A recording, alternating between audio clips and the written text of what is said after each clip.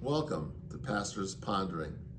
Pastor's Pondering is simply a short little message I have for you that comes either from the news or things that are happening on the street, whatever the case may be, that makes me think of things. Well, the thing is, here in November, like it or not, I need to think about money because Stewardship Sunday is in November. Traditionally here at St. Paul's, it's a time that we talk about money.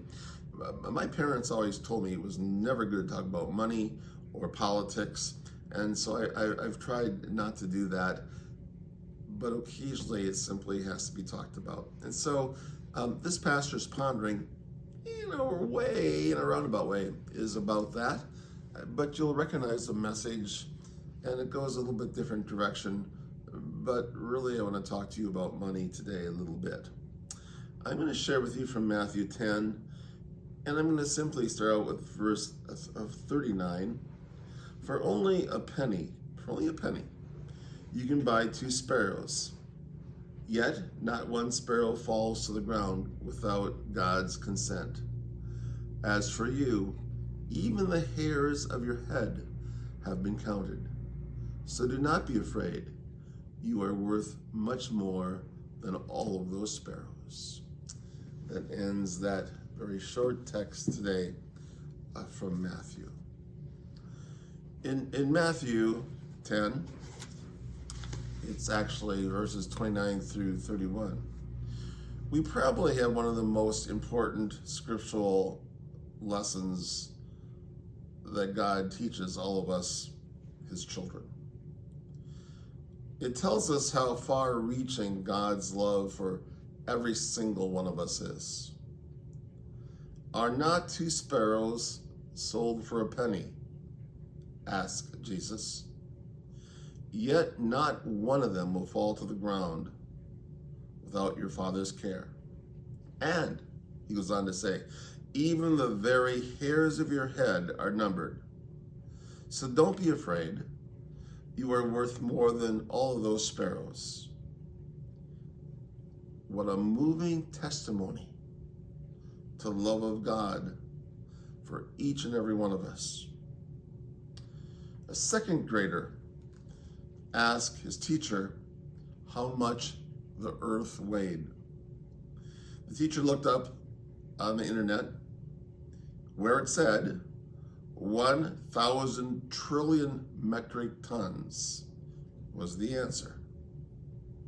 The little boy thought for just a minute and then asked, is that with or without people?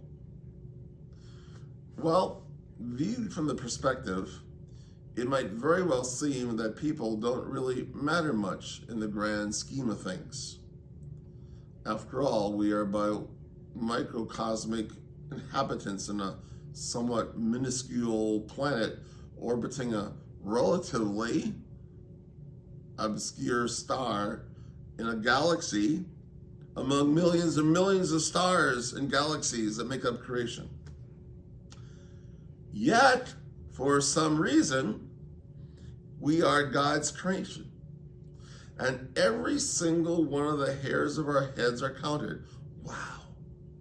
What a magnificent picture of the love that God has for all of us.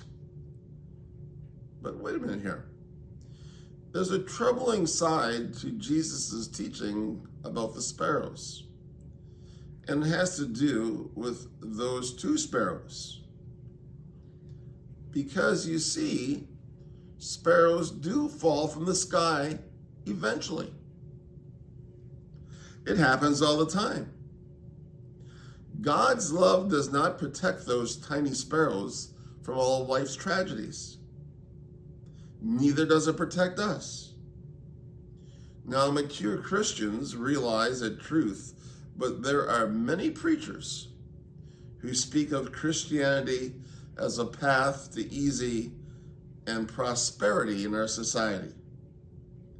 It even has a name these days. It's called prosperity gospel. And I do know that preachers are preaching it right now. It's a troubling truth, but it is a truth. Sparrows, innocent sparrows, do fall. God's love does not protect us from life's problems. This is a difficult dilemma for most Christians to face. Why do the righteous suffer? I've talked about this often. I wish there was this big protective bubble all around me, around my kids, around my family, around all of you, the members of St. Paul's and those who are listening. But it's not the case. There's an old saying, kind of a common phrase actually, only the good die young. Scoundrels seem to live forever.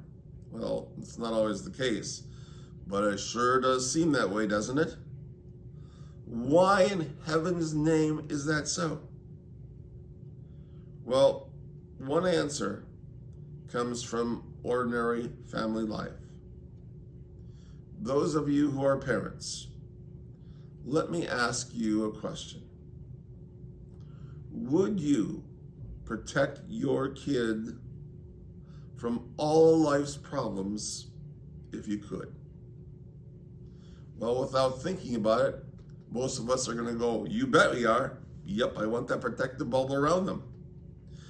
And it would be tempting. I personally would kind of think I'd go for it myself.